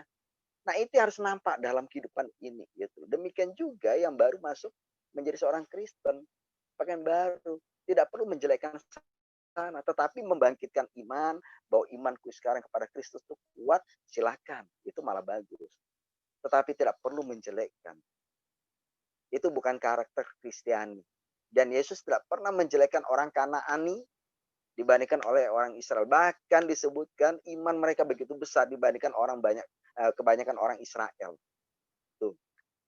Malah dia membanggakan orang Samaria juga gitu. Nah, ini bukti bahwa Yesus itu tidak melihat kesananya, lembaganya, sukunya. Tidak gitu. Tetapi dia melihat imannya yang begitu kuat percaya pada Tuhan. Nah, kalau kita percaya pada Tuhan Yesus ya kita tidak melihat bahwa apa yang dilakukan seperti Yahya Waloni atau si Ahmad, apa itu Pak yang dari Ambon itu, Ya sempat kesel juga saya dengar omongan dia tuh ya kita tidak perlu menjadi gelisah gitu loh atau kacau.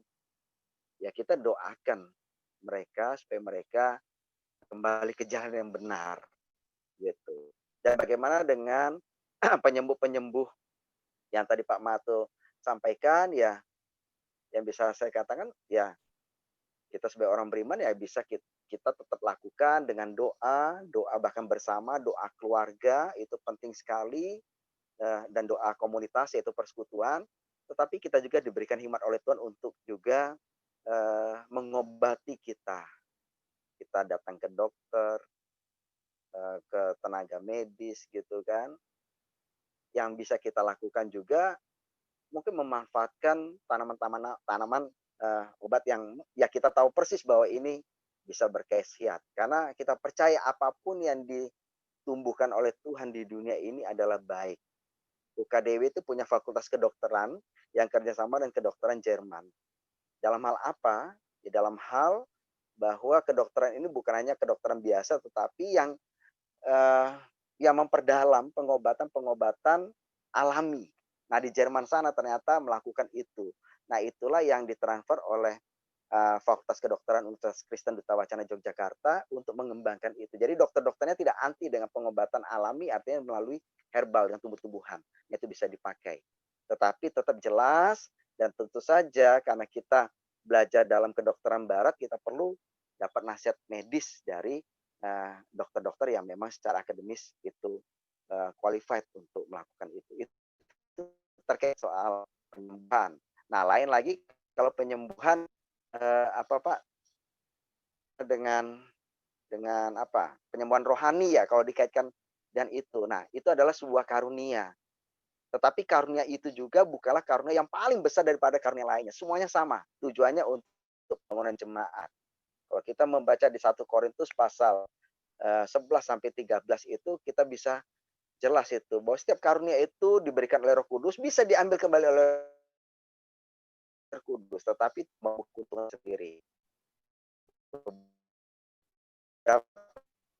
YouTube masa ini berseliweran penyembuhan alternatif segala macam cara apapun ya. Kalau saya katakan ya silakan itu bisa diimani oleh mereka.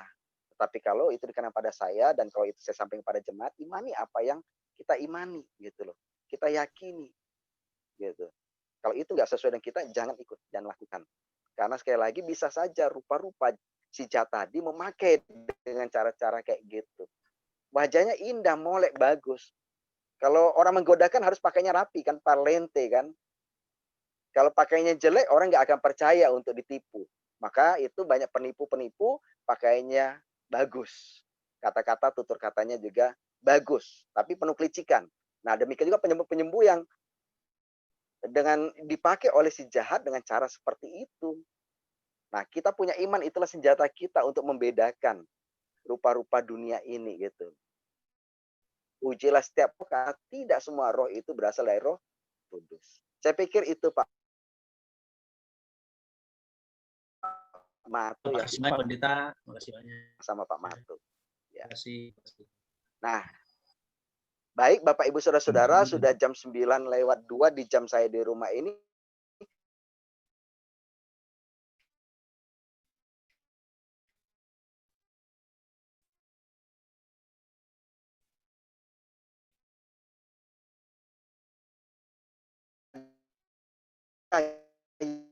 Majelis ya Pak? Luar dari majelis, jangan dari majelis.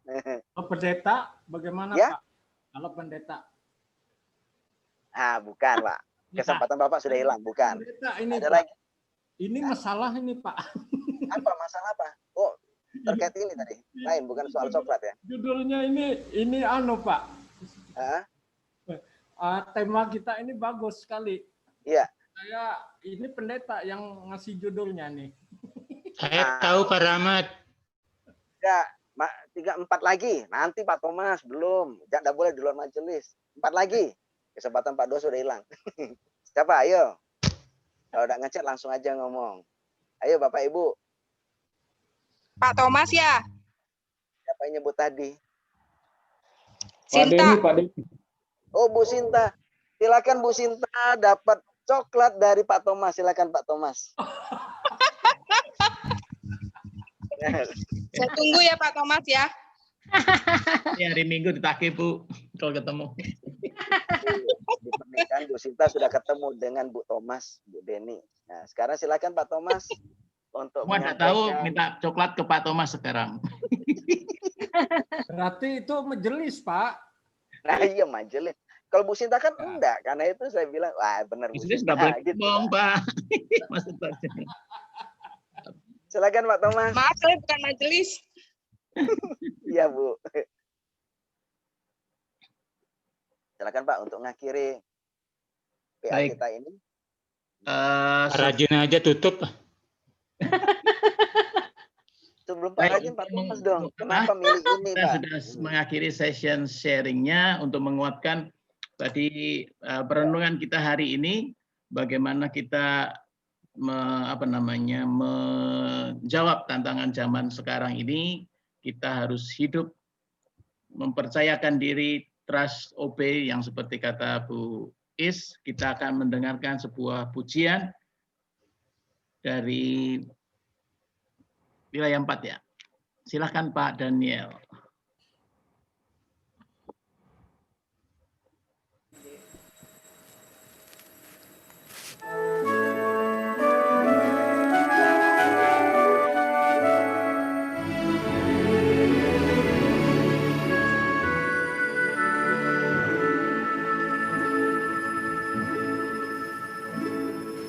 Apapun juga menimpamu, Tuhan menjagamu. Naungan kasih-Nya pelindungmu, Tuhan menjagamu. Tuhan menjagamu, waktu tenang atau tegang, Ia menjagamu, Tuhan menjagamu.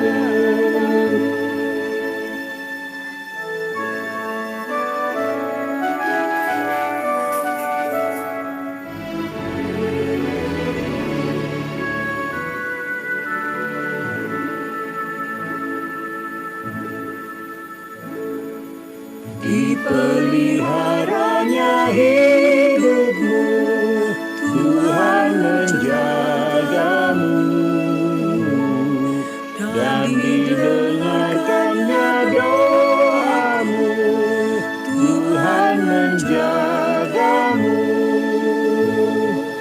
Tuhan menjagamu, waktu tenang atau tegang, Ia menjagamu, Tuhan menjagamu.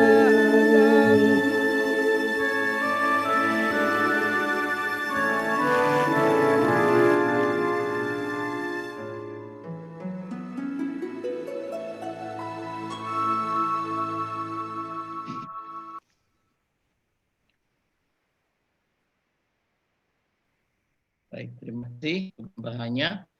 Kita akan berdoa syafaat. Pak Rahmat sudah dapat itunya ya Pak ya?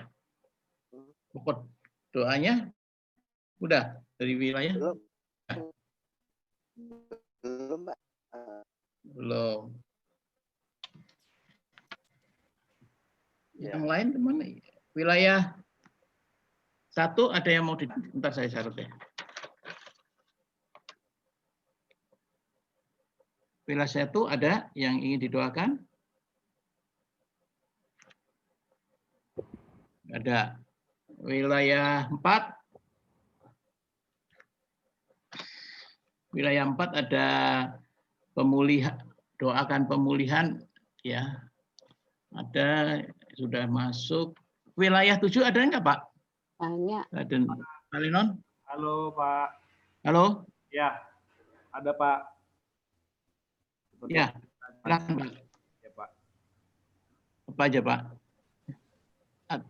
Pak, itu Bu Betty, Oma Ingrid. Aduh, suaranya kecil ya Pak. Saya nggak dengar ya Pak. Halo, ya halo. Ibu Betty. Atau di chat? Ya Bu Betty, Oma Ingrid, Pak Zen juga masih dalam pemulihan. Gitu.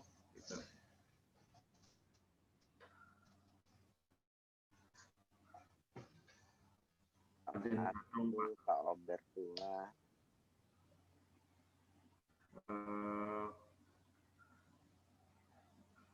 Sama Pak Tantono juga Pak Tantono. Iya.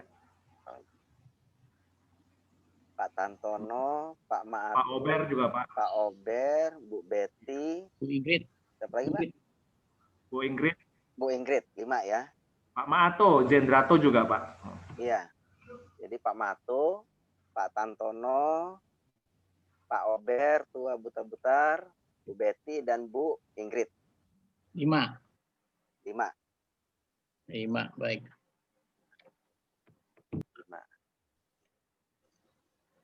5 ya. Ya, mungkin Pak, kita bagi aja ya Pak Rahmat ya. Ya, biar boleh, Pak. Mungkin yang wilayah 7 tadi Pak Rahmat ya. Pak Bu Betty, ya. Bu Ingrid, Pak Tono, Pak Obed, Pak Mato. Pak Sukowi siap juga Pak, Pak Sukowi. Pak Sukowi ya. Ya, Pak Sukowi. Iya. Jadi 6 ya Pak ya. Enggak, maksudnya Pak Sukowi kalau mau doa siap Pak. Kemudian untuk tadi pokok doa untuk wilayah 4, saya minta Bu Iswari ya. Iya, siapa Pak? Ibu Isna ini, Ananda Jojo. Iya. Maminya Bu Maike. Maminya? Bu Maike. Bu Maike.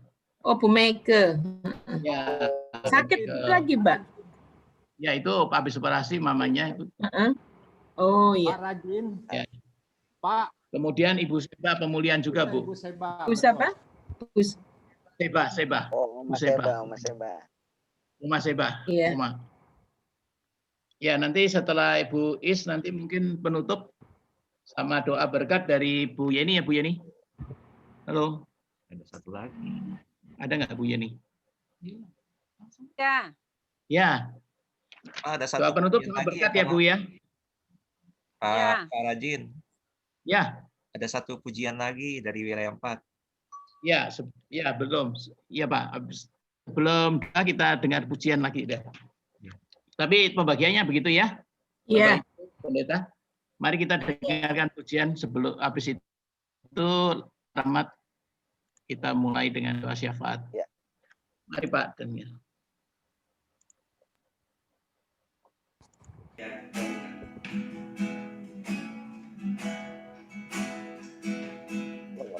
Pak Rizky.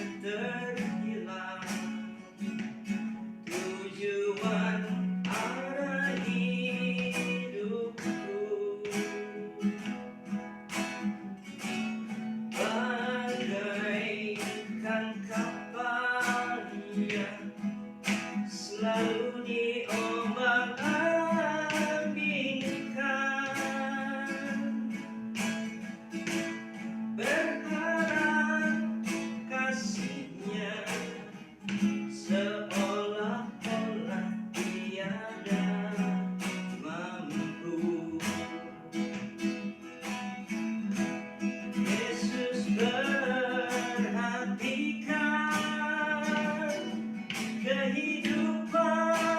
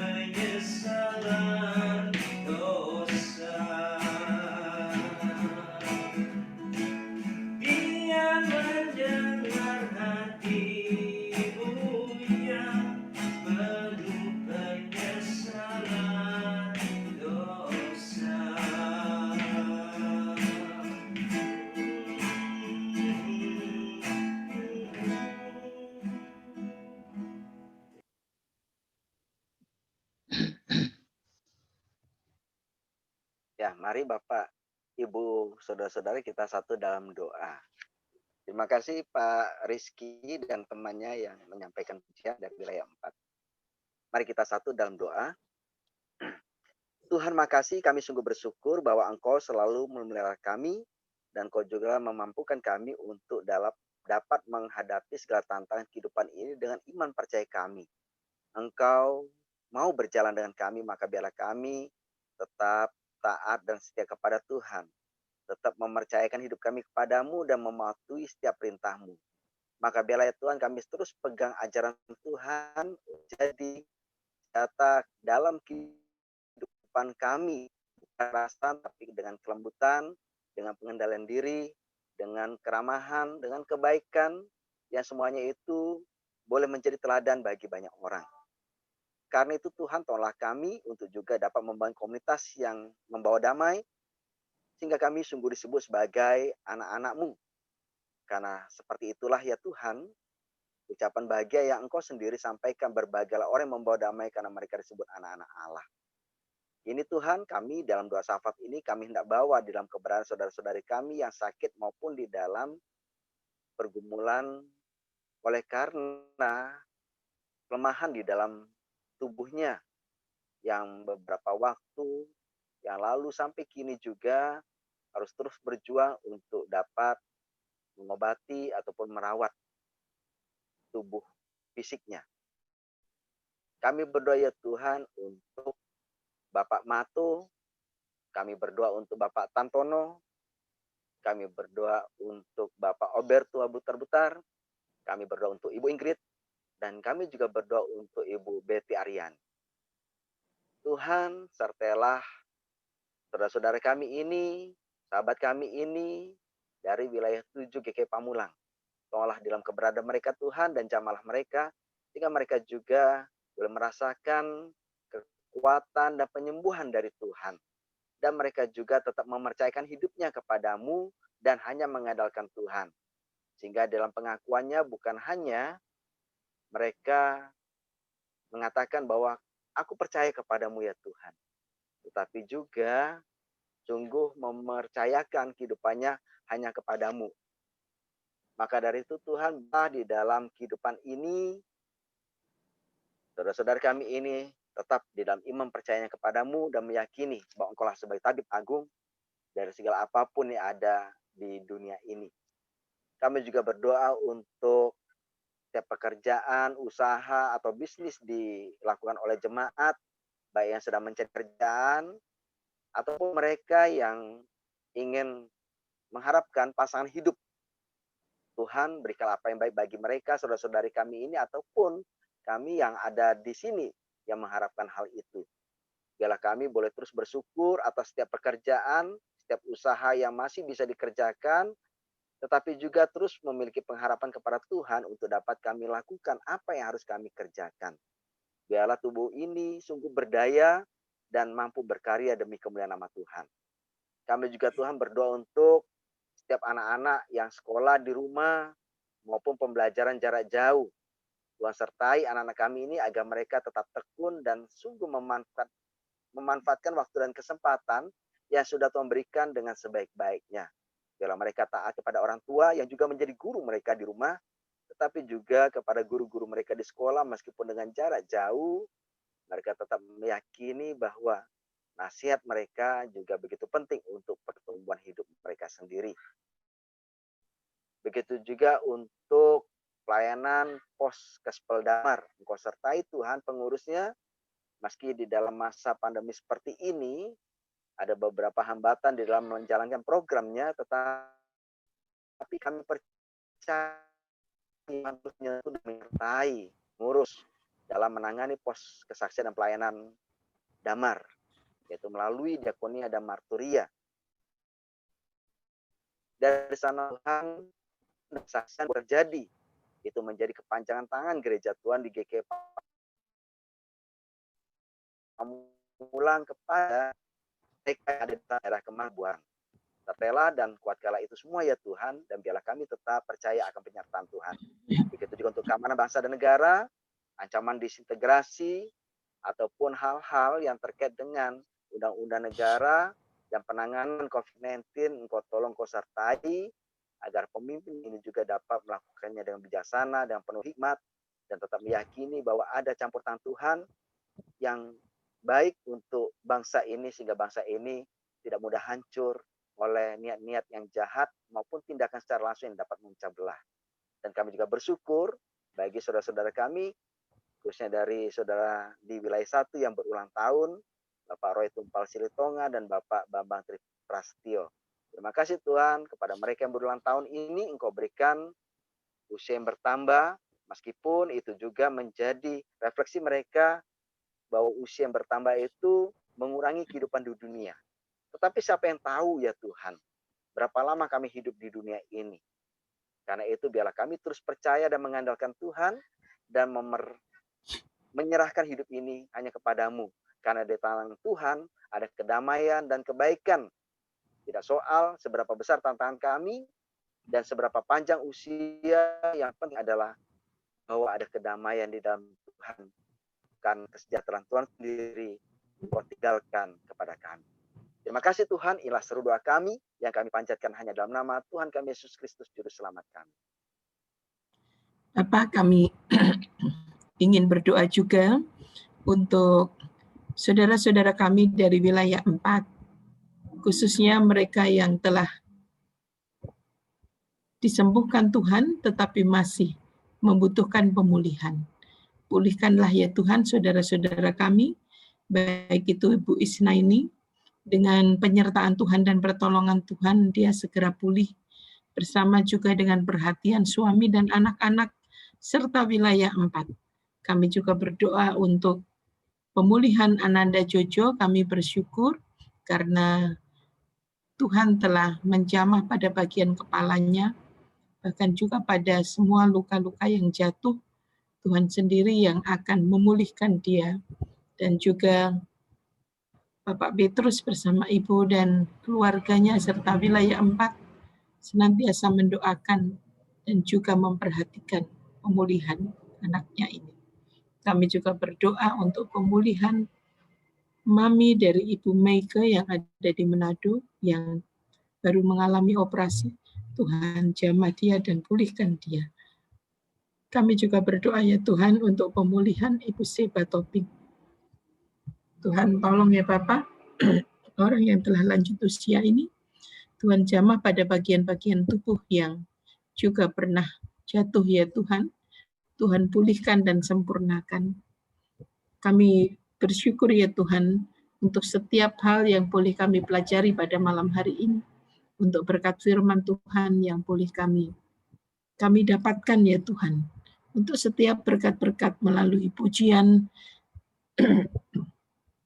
melalui pelayanan Pendeta Rahmat, melalui ya Tuhan pelayanan Penatua Rajin, dan melalui pelayanan dari yang menjadi operator maupun pemusik, pengisi pujian. Tuhan, kami berterima kasih sehingga PA malam hari ini gabungan wilayah 1, 4, dan 7 menjadi sesuatu persekutuan yang indah dan memberkati kami semua. Pimpin kami ya Tuhan satu persatu, masing-masing kami pasti punya pergumulan, masing-masing kami pasti mempunyai pengharapan, masing-masing kami punya kesulitan dan tantangan. Tetapi apapun itu ya Tuhan, kami percaya ya Bapa, ketika kami mampu mempercayakan hidup kepada Tuhan, maka ada banyak hal yang tidak pernah mampu kami pikirkan, tetapi Engkau memberikan penyertaan itu kepada kami. Terima kasih ya Tuhan untuk contoh iman Sadrah, Mesah, Abednego. Itu tidak akan usang, itu tidak akan berlalu. Karena itu adalah kesaksian iman yang indah, yang dapat kami pakai ya Tuhan sampai saat ini. Bahwa ketika kami boleh berpaut kepada Engkau ya Tuhan, mematuhi setiap perkataan Tuhan, maka kami akan mendapatkan iman percaya itu dengan benar. Berkati perjalanan hidup kami ini ya Tuhan, dan hanya di dalam nama-Mu kami berdoa dan bersyukur. Ya Tuhan, terima kasih untuk kebersamaan kami malam hari ini. Kami menyerahkan istirahat kami malam hari ini juga dalam tangan kasih Tuhan, dan juga segala rutinitas kegiatan yang masih akan kami kerjakan, khususnya esok ketika kami akan memasuki dalam ibadah minggu. Tuhan kiranya juga menolong mempersiapkan diri kami untuk dalam ibadah esok hari, sehingga kami boleh di-recharge kembali untuk beraktivitas dalam hari-hari mulai Senin dan seterusnya.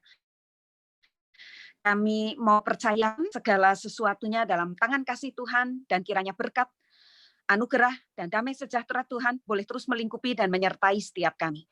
Terima kasih Tuhan, kami alaskan doa ini dalam tangan kasih Tuhan, Yesus Kristus, Tuhan dan Juru Selamat kami yang hidup. Amin.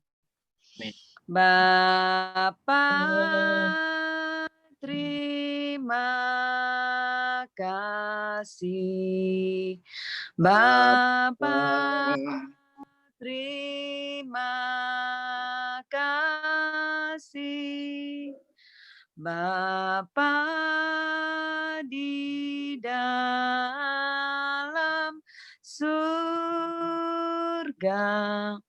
ku berterima kasih. Amin. Selamat malam. Selamat malam. Selamat malam semua. Terima kasih. Selamat malam Pak Thomas. Terima kasih Bu Vera sudah datang. Udah difoto. Bapak Ibu, sebelum ini ada pengumuman mungkin dari Ketua Wilayah. Wilayah 1 ada pengumuman? Pengumumannya besok ibadah hari Minggu. Tepat waktu. Libur Pak. Besok Minggu ya Pak? Apa untuk sekolah Minggu jam 7. Kirain besok libur. Istirahat Bapak Ibu sekalian. Pelayanan baptisan Tuhan Sidi. Tolong doakan Dinda anaknya Pak Suko. Terima kasih Pak Suko. Oh iya, Sidi. Dan Besok Dinda ya Pak Suko. ada Niken anaknya Terima Pak kasih Ibu Kuswanto. kalian. Oke, wilayah 4 ada pengumuman? Belum ada Bapak, belum ada, masih biasa-biasa. Wilayah 7? Belum ada Pak, belum ada. Baik, Lenon, makasih. Bapak Ibu, sebelum kita akhiri, mungkin ada session foto Pak Daniel. Iya Pak. Iya, mari kita teman-teman tolong videonya dinyalakan supaya bisa kelihatan wajahnya. Diambil ya. Sudah nyala semua. Ambil. Oke. Belum. Ya, 1. Siap ya. 2, 3. Ada 2 lagi. Ada 2 Ada Pak. 2 halaman nih. Sekali lagi ya.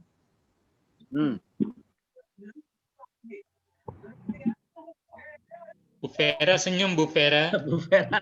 Bu Vera udah senyum terus. Udah senyum terus ya. Udah ngantuk. Ya. Peluk Pak Jaki, peluk Pak Jaki. Pak Jeki nonton TV. Ogan. 2, 3. Ya, terima kasih. Oke, terima kasih. Sampai Bye. Pak Rahmat, terima kasih. Terima kasih. Semua Bapak Ibu. Bu Kartin. Sama-sama. Iya. Jin, terima kasih Pak Rajin, Pak Rahmat, Pak Daniel, terima kasih. Pak Rajin. Pak Lenon. Daniel, Bu Yeni. Pak Lenon. Pak Daniel. Pak Thomas Pasaribu, selamat malam Pak Thomas Pasaribu. Pak Rizky. Oke, Oh, Pak Thomas Pasaribu ada. Thomas Pasaribu. Thomas Pasaribu mana? Ya, terima kasih Bapak, Ibu, Opung, Tulang, Vera. Pak De, Bude, Om, Terima kasih Bu Nis. Iya, salam buat Bapak semua. Ada Pak Bude nih tadi loh kata Pak Rahmat. Bule, Pak Le. Iya. Opung, Eyang, Oma, Opa. Terima kasih. Lengkap. Jadi besok kumpul di Pak Suko jam berapa? Wilayah 1. Bagaimana Bu? Kumpul di rumah Pak Suko jam berapa besok wilayah 1? Kita mungkin sekitar 11:30. Acaranya kalau nggak salah kita ini Bu makan siang virtual. Oh iya, itu yang sulit itu, Pak. Di rumah masing-masing. Bagus, bagus. Makan siang virtual. Iya, iya, iya. Pokoknya mohon dukungan doa supaya itu menjadi momen yang luar biasa untuk anak saya dalam mengikut Tuhan. Iya, Dinda punya pengalaman iman. Iya. Itu Iya. Pak Suko. Ya, karena kalau di GKJW Ibu Bapak sekalian, itu CD itu disebutnya Bu Es, Pak Rahmat kenal istilah luar tanggung. Iya. Baptis luar tanggung. Jadi pada saat itulah anak-anak itu betul-betul memang kita lepas dan mempunyai tanggung jawab sendiri dalam relasinya dengan Allah Bapa. Walaupun orang tuanya ya bagaimanapun masih tetap harus sedikit nyupit, sedikit jewer gitu. Nasihat. Pak ya. Besok anak-anak yang mau CD baptis itu di danau. Ujian jalan di atas danau. Oh gitu. Iya. Yang ngajarin Pak Suko nih kayaknya. Ogan gimana Ogan? Pakai pelampung nggak Pak Rahmat? Iya, Pung. Pung. Isya. Selamat malam. Iya. Sehat Bu Isya? Puji Tuhan sehat Ibu. Iya. Pak Partogi nggak ada tadi ya? Pak Togi. Ada Bu. Ada. Tapi nggak kelihatan wajahnya ya. Ada, suaranya kenceng. Suaranya kenceng. Sama Pak Abia tadi. Ada nih ya di balik gorden. Ada. Waduh, nakutin itu Bu di balik gorden. Pertanyaannya apa coba Bu? Pak Abia ya? Dipanggil Pak Abia. Ditanya Pak Abia. Pak Partogi ya paling itu di belakang hordeng Bu Kartini paling chatting sama Pak Abia. Ujung-ujungnya Abia lagi. Iya, Abia. Pak Mo, halo Pak Mo. Pak Mo kemana Pak Mo? Iya, Pak Mo di. Pak Mo lukisannya bagus itu. Sketsa wajah. Masih bisnis empang ya? Ya, Pak Thomas ya. Pak Thomas siapa ini? Pasaribu. Mana Pak Thomas Pasaribu? Pamit. Halo Pak Thomas. Sudah pamit Bu. Udah pamit Bu. Pamit, iya. Ya. Kangen anak-anaknya. Bu Sinta, salam Pak Marudut Bu. Salam Bapak Mario. Terima kasih Bu Sinta. Terima kasih. Halo Mario, Mika nggak nyanyi. Wah Mario. Mario sebentar lagi mau CD nih. Pamit. Ya, Mario bentar lagi. Pak Suko. Ya, mau CD ini Mario bentar lagi. Terima kasih Pak Pendeta, Bu Pendeta. Iya, terima kasih Pak Daniel. Oh, salam buat anak-anak Pak Daniel. Ya. Ya, Bu Kartini itu punya sukun itu Bu Kartini. Saya masih ada mau Bu. Masih ada utuh itu saya. Ya gampang.